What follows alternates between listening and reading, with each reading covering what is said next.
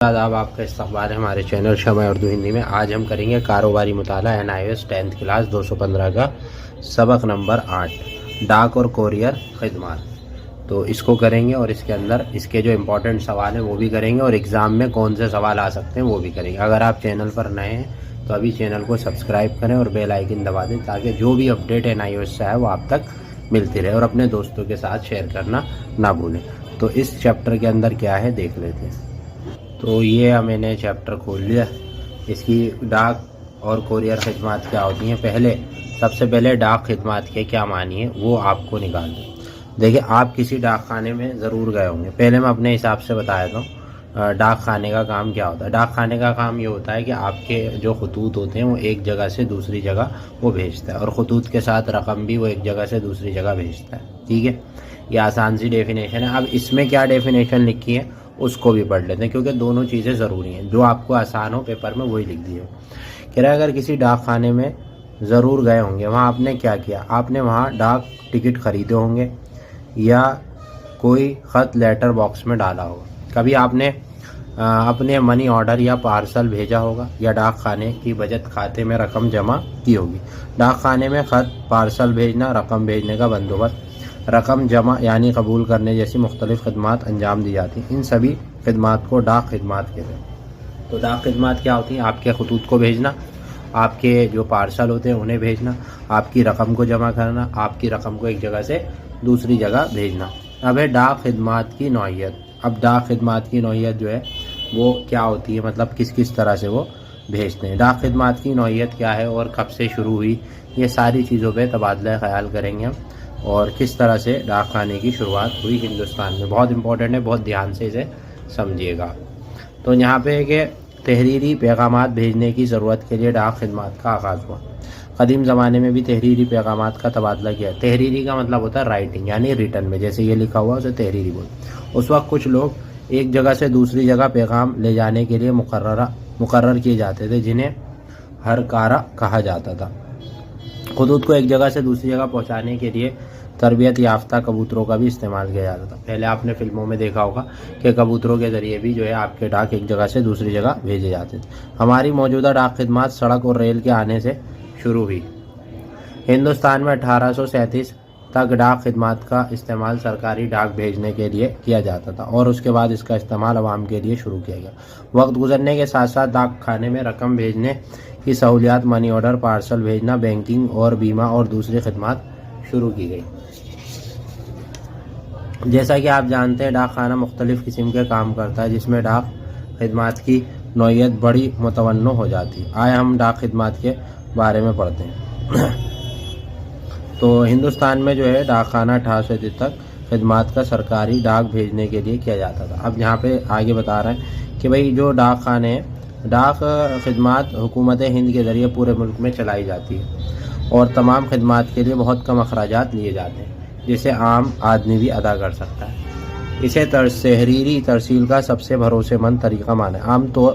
ये आम लोगों के ज़रिए दूर दराज इलाकों में रहने वाले अशखास तक मनी ऑर्डर के ज़रिए रकम भिजवाने का सबसे भरोसेमंद तरीका है। इसी तरह यह कीमती चीज़ों को पहुंचाने का भी आम और बेहतर तरीका है। डाक खानों के ज़रिए मुहैया की जाने वाली बैंकिंग खिदमत का गाँव और शहरों में रहने वाले बेशुमार लोग फ़ायदा उठाते हैं और आसानी से अपनी सहूलियात को एक जगह से दूसरी जगह पहुंचते हैं।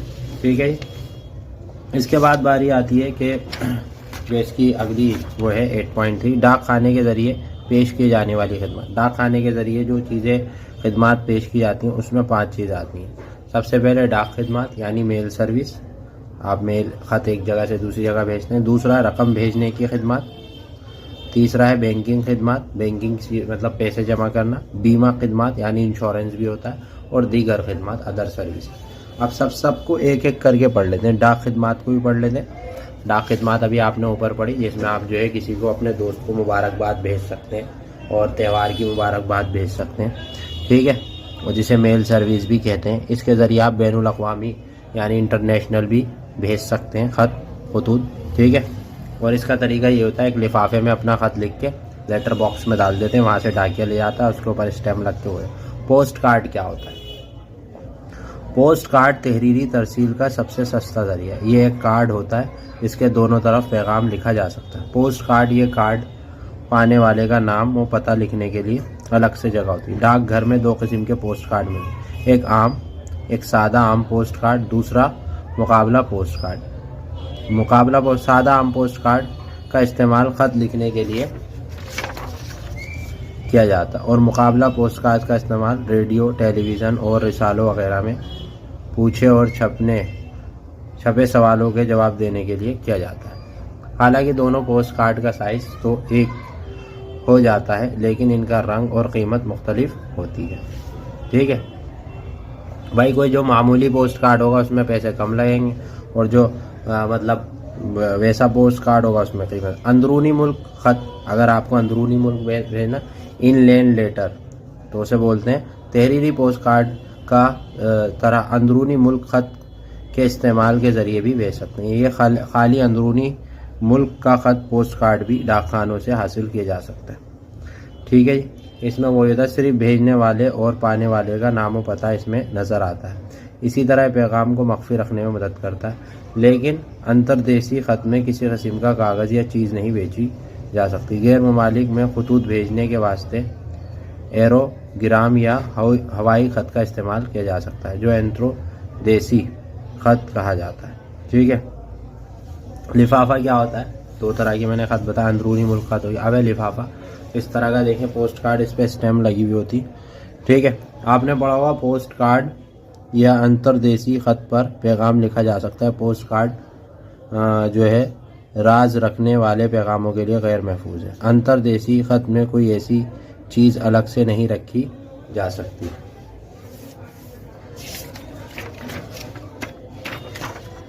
हालांकि इसमें पैगाम मख्फी रहता है, इसीलिए जो है किसी कंपनी में नौकरी के लिए दरख्वास्त या अपने बायोडाटा या शख्सी तफसीलात भेजते हैं, क्या आपने इन्हें डाक के ज़रिए भेज सकते हैं? हाँ, इनको भेजने के लिए आपको डाक लिफाफे की ज़रूरत होगी या सादे लिफाफे, जिस पर डाक टिकट चिपका दिया जाता है। ये कागज़ एक तरफ से खुला हुआ छोटे साइज़ का पैकेट नुमा लिफाफा होता है। इस लिफाफे में लिखे हुए पैगाम को डालकर बंद करके हासिल करने वाले को भेज सकते हैं। ठीक है भाई, पार्सल डाक भी होता है। पार्सल डाक के अंदर क्या होता है, आपने अक्सर देखा होगा, पार्सल अगर आप ऑनलाइन बिजनेस करते हैं तो इसमें आप पैक करके रख दिए, ऊपर पार्सल भेज देते हैं और जो है ये सस्ता भी होता है और गवर्नमेंट के उसमें भी होता है, मतलब पोस्ट ऑफिस के ज़रिए जाता है, तो ये सस्ता होता है। इसके बाद है बुक पोस्ट। बुक पोस्ट क्या होती है, जिसमें आप किताब वगैरह भेजते हैं। छपी हुई शक्ल में कोई मवाद, छपी हुई किताबें, रिसाले, मुबारकबादी खतूत वगैरह बुक पोस्ट के ज़रिए भेजे जा सकते हैं। इसके तहत किताबों और दस्तावेज़ के लिफाफे बंद किए जाते हैं, लेकिन इनको चिपकाया या मोहर बंद नहीं किया। लिफाफे पर बुक पोस्ट लिखा जाना चाहिए। लिफाफे जो है बुक पोस्ट पर डाक खर्च और लिफाफों के मुकाबले बहुत कम है। अब यहाँ पे मतन पर मबनी आपके कुछ सवालात आ गए, इनको ज़रा कर लेते हैं। मतन पर मबनी सवालात क्या है, तो यहाँ पे जो पहला वो सवाल खड़ा होता है, पहले पे खाली जगह छांट के लिखनी है। जैसे एरोग्राम के ज़रिए देश में तहरीरी पैगाम भेजा जाता है। एरोग्राम के ज़रिए हम कहाँ भेज सकते हैं अपने तहरीरी पैगाम? ज़ाहिर है एरोग्राम जो है गैर ममालिक के लिए होता है, तो अपने गैर ममालिक में अगर आपको कोई भेज देगा तो एरोग्राम के ज़रिए भेजा जाता है। सादे पोस्ट कार्ड और मुकाबले पोस्ट कार्ड के में फ़र्क होता है। किस चीज़ में होता है? रंग में भी फ़र्क होता है और कीमत में भी फ़र्क होता है। रंगो कीमत, तो यहाँ पे आप लिख देंगे कि भाई रंगो कीमत दोनों में फ़र्क होता है। अब यहाँ पे है कि अंदरूनी मुल्क आम पार्सल पर डाक खर्च जो होता है वज़न के मुताबिक, किसके मुताबिक अलग अलग होता है? वज़न। भाई जाहिर बात है, मुल्क में हो या बैरूनी मुल्क भेजे आप, अगर वज़न कम होगा तो कम पैसे लगेंगे, ज़्यादा होगा तो ज़्यादा पैसे लगेंगे। बुक पोस्ट पर डाक खर्च बंद लिफाफों पर डाक खर्च से होता है या कम होता है।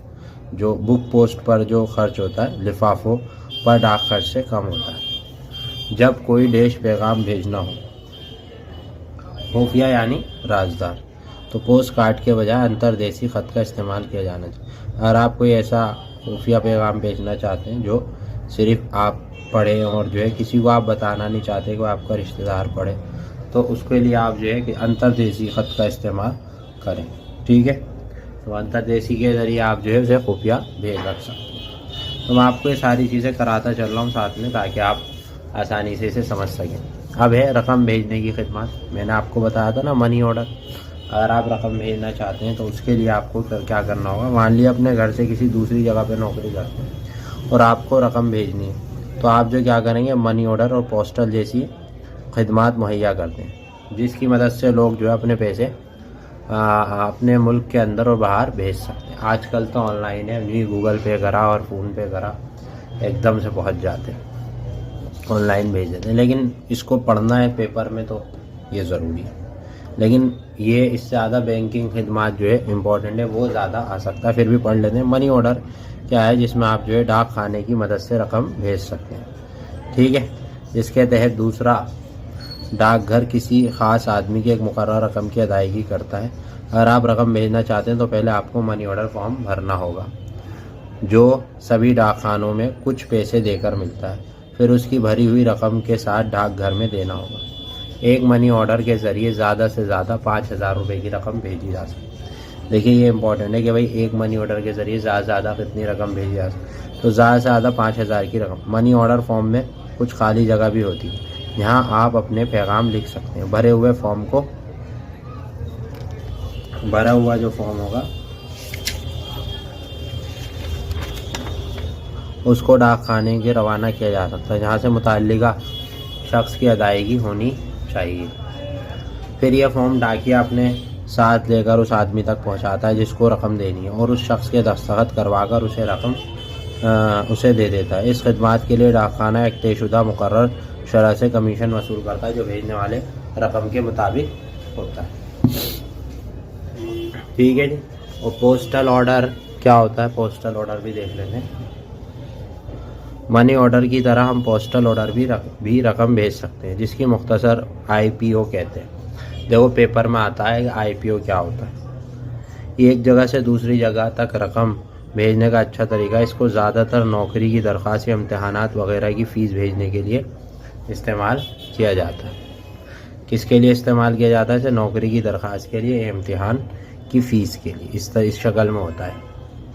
पोस्टल ऑर्डर सभी डाकखानों की मुख्तलिफ रकम के ज़रिए 1 रुपये, 2 रुपये, 5 रुपये, 7 रुपये, 10 रुपये, 20 रुपये, 50 रुपये और 100 रुपये की मौजूद क़ुव्वत में है। हम मुतल्लिका रकम अदा करके IPO ख़रीद सकते हैं, और पाने वाला का ये जिस डाक खाने से रकम लेनी है उसका नाम लिख कर IPO पाने वाला भेज सकता है। पोस्टल ऑर्डर पाने वाला उस वसूली के लिए डाक खाने में पेश कर देता है। इस बात की यकीन करने के लिए पोस्टल ऑर्डर सही आदमी को ही मिले।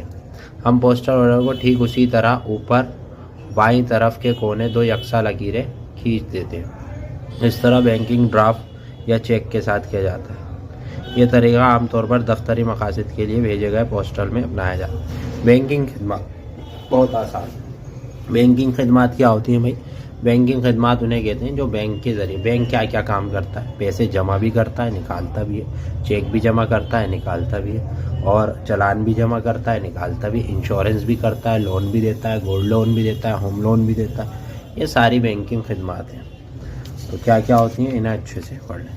जैसे डाक खाना, बचत खाता। डाक खाने का जो बचत खाता होता है वो भी आप बैंक में क्या कर सकते हैं, खुलवा सकते हैं। डाक खाना हमारी बचत पर सूद देता है जो इनकम टैक्स से पूरी तरह भरी होती है। 5 साला डाक खाना मुतवातिर जमा स्कीम। 5 साला यानी जो फिक्स डिपॉजिट जिसे बोलते हैं, FD। बहुत से लोग FD करा लेते हैं जो कि हराम है इस्लाम में। तो 5 साला मंसूबा डाक खाना मुतवातिर स्कीम भी होती है। इसमें आप 5 साल तक जो है पैसे जमा कराते रहिए, और उसके बाद वो जो है आपको ज़्यादा रुपए मिलते हैं। और इसी तरह डाकघर में मुकर्ररा मुद्दत तक जमा खाता, कम से कम 200 रुपये की रकम किसी भी शख्स का खाता खोल सकते हैं। मुकर्रर रकम जमा खाता होता है यानी जब आप जो है डाकघर में या किसी भी उसमें जो है खाता खुलवाते हैं तो आपको एक मुकर्ररा रकम होती है कि 2000, 1000, 5000, 10,000 वो आपको उसमें रखनी ही रखनी होती है। अगर आप उसमें कम रखते हैं तो उसके ऊपर आपको जो है नुकसान होता है। डाक घर माहाना आमदनी स्कीम, इस स्कीम के तहत एक तयशुदा रकम 6 साल की मुद्दत के लिए जमा की जाती है और इस पर हर महीने सूद मिलता है। माहाना आमदनी स्कीम भी होती है जिसमें कम से कम 1500 रुपये से ज़्यादा 4.5 इनफरादी खाता है जिसमें मजमूई तौर पर ज़्यादा से ज़्यादा 9 लाख रुपए जमा कर सकते हैं। सूद के अलावा जमा रकम पर 5% का बोनस भी मिलता है। तो ये सारी चीज़ होती हैं। 6 साल कौमी बचत सर्टिफिकेट ये भी होता है। कौमी बचत सर्टिफिकेट क्या होता है? नेशनल स्विंग सर्टिफिकेट, किसी भी डाक खाने में ख़रीदा जा सकता है। ठीक है, जो छोटे बच्चे होते हैं उनका ये करा लेते हैं लोग। और क्या है भाई? और है 15 साल पब्लिक प्रोविडेंट फंड खाता। 15 साल भी होता है प्रोविडेंट फंड खाता होता है जिसमें एक आदमी साल में ज़्यादा से ज़्यादा 70,000 रुपये जमा करवा सकता है, जो एक मुश्त या 2 बार किस्तों में जमा करवा सकता है। हर साल कम से कम 500 रुपये जमा कराने होते हैं। हर जमा रकम 100 रुपये की ज़रब में होनी चाहिए। इसके मुताबिक आप 1270 रुपये या 3780 रुपये जैसे कम जमा नहीं करवा सकते, जबकि 1200 रुपये 3300 रुपये वहाँ करवा सकते हैं। इसमें सूद की रकम में भी टैक्स से पूरी तरह भरी होते हैं। किसान विकास पत्र स्कीम, किसान विकास पत्र स्कीम क्या होती है? इस स्कीम में मखसूस रकम एक मुकर्ररा मुद्दत में दुगनी होती है। किसान विकास पत्र में रकम जो है किसी एक मुकर्ररा वक्त में क्या हो जाती है? दुगनी हो जाती है, यानी एक का डबल कर देते हैं। सेंट्रल सिटीजन बचत स्कीम, इस स्कीम को कोई भी फ़र्द सिर्फ एक बार 1000 रुपये की ज़रब में जमा करा सकता है। ये रकम 1,50,000 15 लाख से तजावुज़ नहीं होनी चाहिए। बचत की मुद्दत 5 साल है। इसे इनफरादी तौर पर से जोड़े के साथ मुश्तरका उम्र 60 साल उससे ज़्यादा की होनी चाहिए। सूद जो है 31 मार्च उनको पहली बार वाजिब अदा करती है। ये सारी बातें। अब इसके बाद भाई मतन पर मबनी सवालात आ गए, यानी फिलिंदा ब्लैंक, इससे 5 फिलिंदा ब्लैंक्स आ गई हैं इसके अंदर। तो इसे मैं पढ़ देता हूँ ताकि आप जो है इसे अच्छे से समझ जाएं। यहाँ पे जो है इसकी ये जो पहला कहा गया है कि 10 जेल को चुनकर लिखें कि डाक खाना पब्लिक प्रोविडेंट खाता 1 साल में ज़्यादा से ज़्यादा रुपये जमा कराए जा सकते हैं। ठीक है, ये आपको भरना है। अभी जो पूरा पड़ा है उसी से रिलेटेड है उसको। अब है अगला बीमा खिदमात। बीमा खिदमात क्या होती हैं और इसे कैसे हमें करना होता है। बीमा खिदमात को पढ़ लेंगे। ज़्यादा लंबा चैप्टर तो है नहीं है, इसके अंदर सिर्फ जो है 8.11 तक है, 8.7 तक आ गए। बीमा खिदमात होती है इंश्योरेंस, जो हम जो है बैंक से करा लेते हैं। एक कुछ रकम देते हैं थोड़ी बहुत और उसके ज़रिए हमें एक गारंटी मिल जाती है। खतूत डाक और रकम भेजने की खिदमात के अलावा डाक खाने के महकमा लोगों की ज़िंदगी बीमे की सहूलियात भी मुहैया कराता है, लाइफ इंश्योरेंस जिसे कहते हैं। ठीक है, बीमा 2 फरीक के दरमियान एक मुआहदा होता है जिसमें एक फरीक को कोई वाक़या होने पर उसके फरीक को कोई भी तरह का नुकसान होने पर एक तयशुदा रकम देने का वादा करते हैं। अब बीमा क्या होता है ना, इसमें 2 लोगों के बीच एक मुआहदा होता है जिसमें एक शख्स जो है कुछ रकम लेके दूसरे से उसको एक तयशुदा रकम, अगर उसके साथ कुछ हादसा होता है तो उसको वो दे दी जाती है। डाक खानों के ज़रिए 2 स्कीमों के तहत जीवन बीमा यानी ज़िंदगी बीमा LIC सहूलियत में डाक खाना डाक ज़िंदगी बीमा PLI और देसी डाक बीमा यानी RPLI, इन स्कीमों के बारे में पढ़ते हैं। अब यहाँ पे यह है कि डाक खाना ज़िंदगी बीमा ये क्या होता है। डाकघर ज़िंदगी बीमा शुरू में डाक खाना मुलाजिम के लिए शुरू कराई गई थी, उसके बाद जो है ये लोगों के लिए भी आ गई।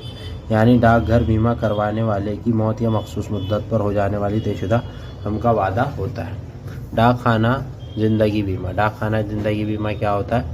इसके अंदर जो है भाई डाक खाना जो बीमे की तरह दही इलाके में रहने वाले लोगों और समाज के कमज़ोर तबकों से ताल्लुक़ रखने वालों को भी ज़िंदगी बीमा की सहूलियात फराहम करता है और बहुत कम किस्त की रकम देनी पड़ती है उनको इसके लिए। इसके बाद है डाक खाना दीगर खिदमात क्या करता है डाक खाने की, और जो दीगर खिदमत, टिकटों की फ़रोख्त है ना, डाक खाने में टिकट भी फ़रोख्त होते हैं। डाक खाने में टिकट, शेयर, ट्रांसफ़र, रसीद, टिकट वगैरह भी क्या होते हैं, फ़रोख्त होते हैं। फॉर्म की बिक्री, डाक खाने में फ़ॉर्म भी मिलते हैं। कौन से फॉर्म मिलते हैं भाई, जैसे यूपीएससी के, एसएससी वगैरह के। बिलों की अदायगी, डाक खाने में बिल भी जमा होते हैं, टेलीफोन के, बिजली के, पानी के। पेंशन की अदायगी, पेंशन की अदायगी भी डाक खाने में होती है जिनकी पेंशन आ रही होती है। फ़ोन, रेलवे, कोयले और इन सब में काम करने वालों की पेंशन भी इसी में आती है, ठीक है। डाक दुकान भी होती है जिसके अंदर मुताल्लिका सामान जैसे मुबारकबादी खतूत, छोटे खतूत, तोहफे वगैरह मिलते हैं। ख़ास डाक जमा कराने का मशगला, ठीक है। कारी टैक्स लिफाफे भी मिलते हैं खूबसूरत। और फिर क्या होता है, ग्रामीण संचार सेवक स्कीम भी होती है, BSNL। ये सारी सुविधा जो है इसके अंदर फ़ोन वगैरह की सहूलियात भी दस्तयाब होती है। अब इसके बाद आता है भाई, इसमें सही और गलत का निशान लगाना है। तो इसको कर लेते हैं कि भाई 52 साल का कोई सरकारी मुलाजिम डाक खाने में ज़िंदगी बीमा करा सकता है या नहीं करा सकता। अभी मैंने बताया ना 60 साल जो है वो करा सकता। तो इसमें ये क्या है, हमारा पहला गलत है, तो ये गलत है, सॉरी यहाँ लगाना था, लगा दिया। दूसरा है 600 रुपये की लेन देन में रसीद पर रसीदी टिकट लगाने की ज़रूरत नहीं, ये भी गलत है, रसीद पर टिकट लगाने की ज़रूरत है। डाक दुकान में सिले हुए कपड़े मिलते हैं, तो डाक दुकान में सिले हुए कपड़े भाई नहीं मिलते, तो टेलर की दुकान पे मिलेंगे। कहाँ पहुँच गए तुम। डाक खाना हमारे समाज के कमज़ोर तबके के फ़ायदे के लिए डाक बीमा ज़िंदगी स्कीम चलाता है, बिल्कुल चलाता है, अभी हमने पढ़ा। और इसके बाद है भाई ग्रामीण संचार सेवक स्कीम सिर्फ 10 इलाकों में दस्तयाब है, बिल्कुल सही है, क्योंकि ग्रामीण गांव को ही कहते हैं। तो ये सारी होती हैं। खुसूसी डाक खिदमत क्या होती हैं, अब इसे पढ़ लेते हैं। अब यहाँ पे है खुसूसी डाक खिदमत।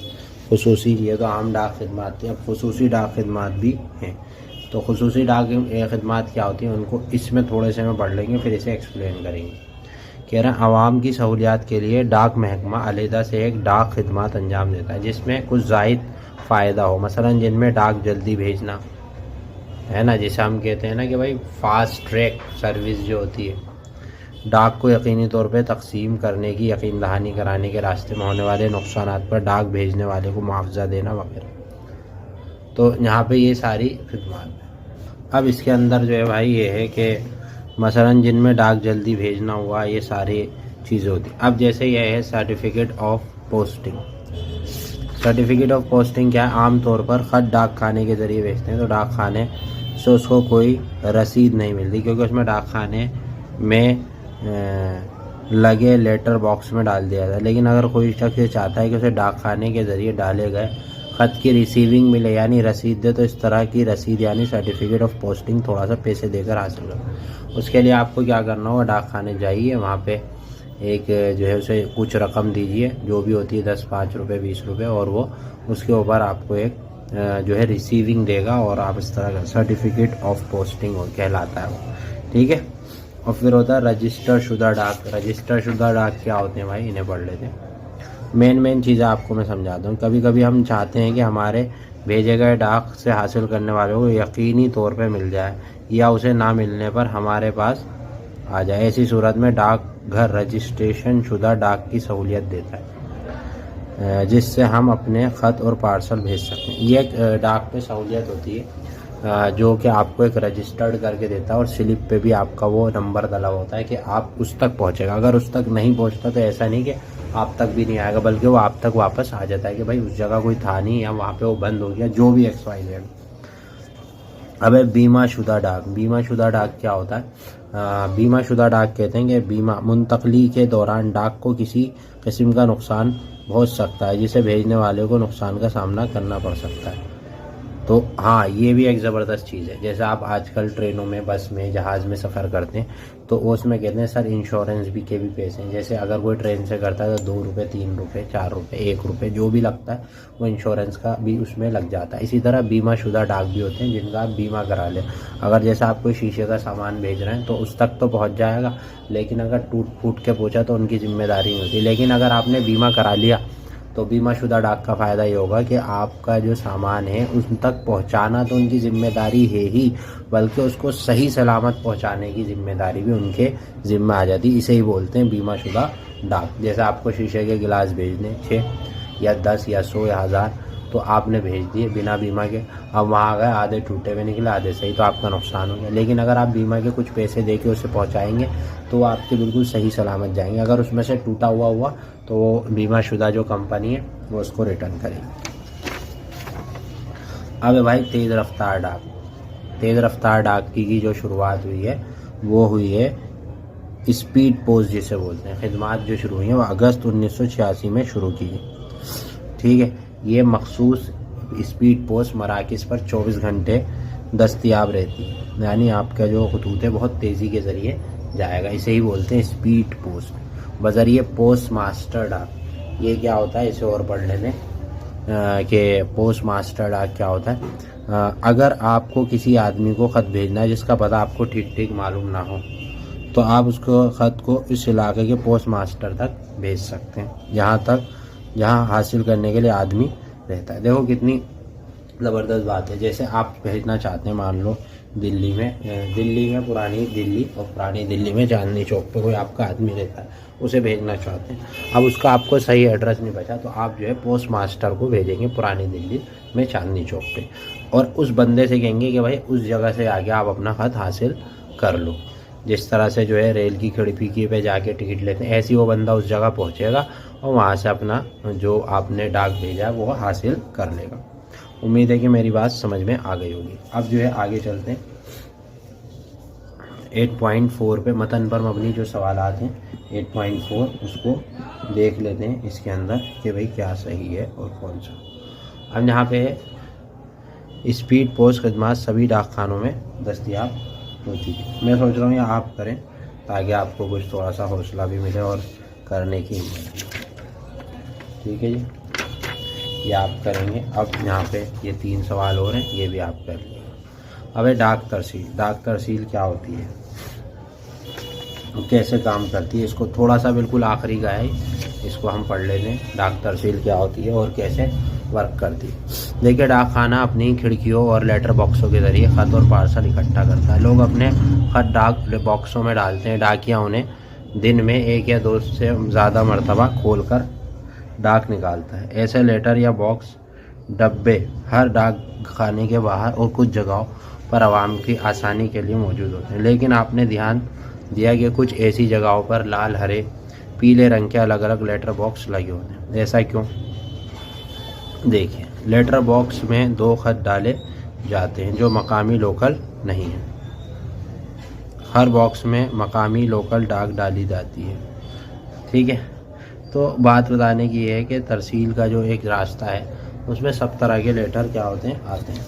तो इसकी अगर आपने ये बात थोड़ी सी समझ ली तो आपको नीचे का पढ़ने की इतनी ज़रूरत नहीं। डाक खाना अपनी खिड़कियों और लेटर बॉक्स के ज़रिए ख़त और पार्सल इकट्ठा करता है। खिड़कियों के ज़रिए डाक अपने ख़त डाक बॉक्स में डालते हैं। डाकिया उन्हें दिन में 1 या 2 मरतबा खोल कर डाक निकालता है। ऐसे लेटर बॉक्स या डब्बे हर डाक खाने के बाहर कुछ ख़ास जगहों पर आवाम की आसानी के लिए मौजूद होते हैं। लेकिन क्या आपने ध्यान दिया है कुछ जगहों पर लाल, हरे और पीले रंग के अलग अलग लेटर बॉक्स होते हैं। ऐसा क्यों? हकीकत में ऐसे अलग अलग रंगों के डब्बे लगाने का एक मकसद है, और वही है कि इसमें डाक अलग अलग जगहों पर होती है, जिससे खतूत की छटाई में आसानी हो जाती है। अब यहाँ पे देखना है कि आइए अब देखें किस डब्बे में कौन से ख़त डाले जाते हैं। देखें, लाल 3 कलर बताए यहाँ पे, तो मैं आपको इसको हाईलाइट कर देता हूँ। लाल, हरे और पीले। ठीक है जी। अब देखें, लाल लेटर बॉक्स में वो ख़त डाले जाते हैं जो मकामी लोकल नहीं होते, मतलब हमारे नहीं होते। हरे बॉक्स में मकामी लोकल ख़त डाले जाते हैं। ठीक है, जो लाल में जो वो डाले जाते हैं जो मकामी नहीं होते, और हरे बॉक्स में जो लोकल डाक होते हैं। और नीले बॉक्स में, नीले भी तो हैं, नीले बॉक्स में बड़े शहरों यानी मेट्रो में जाने वाले डाक डाले जाते हैं। पीले लेटर बॉक्स में सभी राजधानियों के डाक डाले जाते हैं। जब आप अपने ख़त डाक खाने में देते हैं या उसे लेटर बॉक्स में डालते हैं तो क्या होता है भाई जब आप आपने खत जो है, जो भी आपने खत डाले हैं वो जब आप उसमें डाल देते हैं तो क्या होता है, लेटर डाक खाने में उन खतूत को इकट्ठा करता है। हर ख़त का वज़न चेक करके उस पर मोहर लगाई जाती है। अपनी मंजिल के एतबार से खतूत की छटाई की जाती है। मंजिलों तक उनको थैलों में डाला जाता है, बोस काज को दिया जाता है, वो मोहल्लों में छटाई करता है और आदमी तक पहुंचा दिए जाते हैं। अब ये कुछ इम्पोर्टेंट चीज़ है इसके अंदर, इसे और समझ लेते हैं, ठीक है, ताकि आप इसे आसानी से जो है कर सकें और समझ सकें। कम दूरी के डाक सड़क के नकलो हमल, मोटरसाइकिल वगैरह और रिक्शा वगैरह के ज़रिए जाते हैं, लेकिन ज़्यादा दूरी के डाक खाने के लिए रेलवे सबसे अच्छा ज़राया है। रेलवे खिदमत RMS रेलवे के ज़रिए डाक खाने के भेजे जाते हैं। बड़े रेलवे स्टेशनों पर RMS के दफातर देखे होंगे। डाक खाने के लिए डाक टिकट, वाह भाई वाह, कितना इंपॉर्टेंट सवाल है कि डाक खाने के लिए डाक टिकट, बड़ी इससे भी इनकी जो है कमाई भी होती है और फ़ायदा भी है। क्या आपने सोचा कि पोस्ट कार्ड या अंतर्देशीय खत अलग अलग होते भी हैं, ऐसी एक जैसी कीमत पर पूरे मुल्क में कैसे भेजते हैं? आपने देखा होगा पूरे मुल्क में स्पीड पोस्ट को छोड़कर सभी, तो डाक खिदमत के लिए डाक खत जो है वो बहुत ज़्यादा ज़रूरी है। अब डाक टिकट क्या होते हैं देख लीजिए। डाक टिकट जो है लिफाफे या पार्सल भेजते वक्त अपने डाक खाने से टिकट खरीदता है और डाक या लेटर बॉक्स में डालने से पहले, डाक खाने को देने से पहले उस पर टिकट चस्पा कर देता है, यानी चिपका देता है, पेस्ट कर देता है। लेकिन पोस्ट कार्ड या अंतर्देशीय लिफाफे पर कोई टिकट लगाने की ज़रूरत नहीं होती, क्योंकि उनकी कीमत में डाक खर्च होता है, मतलब उस पर ऑलरेडी पहले ही वो लिया हुआ होता है। लेकिन अगर आप जो है कोई लिफाफा या पार्सल भेजते हैं तो उस पर लगाना होता है। अब होता है फ्रैंकिड डाक टिकट। बड़े दफ्तरों में जहाँ रोज़ाना सैकड़ों खतूत पर टिकटें लगानी होती हैं, वहाँ पर फ्रैंकिंग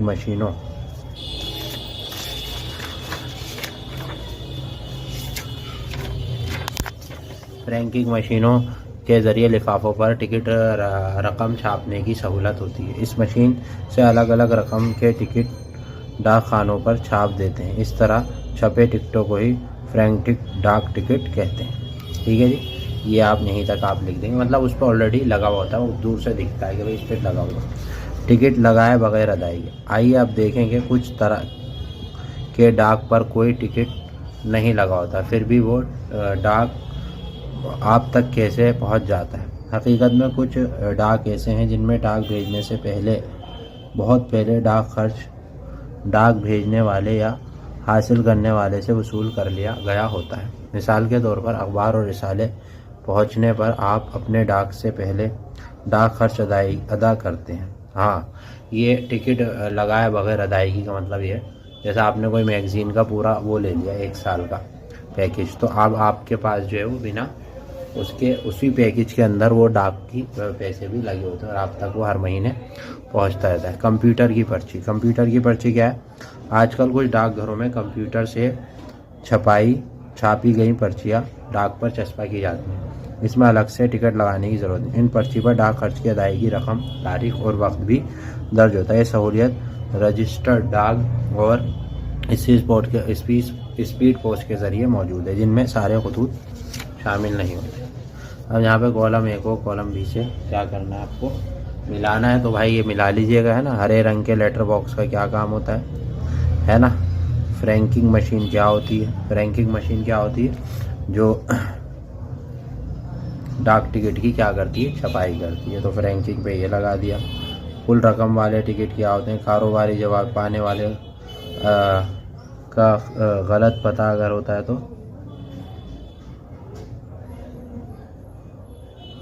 वापसी क्या हो जाता है, वापसी डाक दफ्तर आ जाता है, इस तरह से। तो ये हो गया। अब इसके बाद जो है भाई आखिरी है, और ये आखिरी, इसके बाद ये पूरा हो जाएगा हमारा। डाकघर में कारोबारी लेन देन में कैसी सहूलियात पहुँचा। देखिए क्या क्या सहूलियात होती हैं। VPP यानी काबिले अदा कीमत के ज़रिए माल भेजने में मदद करता है। कारोबारी जवाबी डाक के ज़रिए रकम के लिए बगैर गाहों के खतूत जाने की रकम करता है।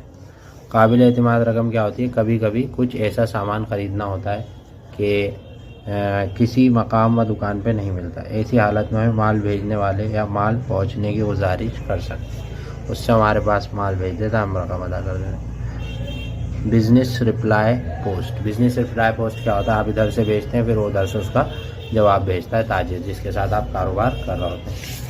मीडिया डाक भी होता है। मीडिया डाक क्या होता है, जो मीडिया के जो दफ्तरों में एक जगह से दूसरी जगह जाते हैं। एक्सप्रेस डाक। एक्सप्रेस डाक क्या होता है, ये कारोबारी अशिया के पार्सल ग्राहकों तक पहुंचाते हैं। मतलब आजकल अमेज़न फ्लिपकार्ट पे जो होते हैं, कारोबारी डाक क्या होते हैं, जो ग्राहकों तक पहुंचाए जाते हैं। Corporate money order. Corporate money order क्या होती हैं, जो तंजीमें एक से दूसरे को भेजती हैं। पोस्ट बुक और post bank. Post book post bank तो मैंने आपको बता ही दिया। पोस्ट बुक करते हैं वो पोस्ट बैंक, बैंक के ज़रिए जो बैंक के जो इधर से उधर चीज़ें जाती हैं। अब इसके बाद जो है फिल इन द ब्लैंक्स आ गई है। जैसे डाक खाने कारोबारी तंजीमों को क्या भेजते हैं, तंजीमों को कारोबार पोस्ट के ज़रिए मेलिंग खिदमत अंजाम देते हैं। दूसरा इसके अंदर है मेडी डाक की सहूलत। तीसरा है कारोबारी जवाब पोस्ट में भेजने वाले की हम देते हैं। चौथा है 1 करोड़। कॉरपोरेटिव मनी ऑर्डर में 1 करोड़ रकम भेजी जा सकती है, मतलब वो 1 करोड़ तक रकम क्या करते हैं, भेज सकते हैं। ठीक है भाई, आखिरी आप खुद भरिएगा। डाक खाने की खिदमत के क्या फ़ायदे होते हैं। देखो, डाक खाने की खिदमत के फ़ायदे ये होते हैं कि तरसील का सस्ता तरीका है। बहुत कम पैसों में आप जो अपनी सहूलियात एक जगह से दूसरी जगह भेजते हैं। कम खर्च पर रकम की हिफाजत के साथ भेजना। कम खर्च पर और हिफाजत के साथ आपकी चीज़ें एक जगह से दूसरी जगह पहुंच जाती हैं। कारोबार को फ़रोग़ मिलता है, यानी आपका जो कारोबार है वो तरक्की करता है, आगे बढ़ता है। फजलाती तालीम को बढ़ावा। और जो तालीम है, जैसे ओपन स्कूल यूनिवर्सिटी हैं, उनको तालीम हासिल करनी है तो उनकी बुक्स वगैरह भी अशिया सब चीज़ें इससे पहुँच जाते हैं। निजी कोरियर खिदमत क्या होती हैं, आजकल जो है निजी कोरियर खिदमत भी होती हैं जो डाक खाने से हटकर होती हैं। ये भी सहूलियात बहुत अच्छी होती हैं और ये बहुत तेज़ी से काम करती हैं। DTDC और भी बहुत सारी सहूलियात हैं। और ये जहाज़ के ज़रिए, पानी के ज़रिए, गाड़ी के ज़रिए आसपास भी और दूर दराज भी इलाकों तक आपकी सहूलियात पहुँचाए। बैनुल अक़वामी हो निजी कोरियर की सहूलियात दस्तयाब होती है। ठीक है जी। तो इसके बाद ये मतन पर मबनी सवालात हैं और इन सवालात के जवाब आपको खुद निकालने। और जी ये आपने क्या सीखा ये आ गया। इसके बाद इख्तितामी सवालात हैं। अंदरूनी मुल्क डाक और बैनुल डाक के अंदर फ़र्क होता है। अंदरूनी मुल्क वो होता है जो अंदर होता है अपने देश में, बैनुल अक़वामी वो होते हैं जो बाहर के मुल्कों में होते हैं। ठीक है। ग्रामीण संचार सेवा स्कीम क्या है, 15 साला पब्लिक फ़ंड क्या है, डाक खिदमत का वन क्या है और ये VVP क्या होता है। ये सारे सवालात के जवाब आपको उससे निकालने और इन्हें कंप्लीट करना है। उम्मीद है कि आपको समझ में आ गई होगी सारा चैप्टर पूरा अच्छे से। और अगर आपको वीडियो पसंद आए तो लाइक शेयर सब्सक्राइब करें और हमारे साथ जुड़े रहें। और नोट्स वगैरह चाहिए हो तो मुझसे कांटेक्ट कर लिए, मेरा नंबर डिस्क्रिप्शन में है। शुक्रिया। हमें आप फॉलो कर सकते हैं इंस्टाग्राम पे, फेसबुक पे और क्या नाम है, यूट्यूब पे। शुक्रिया।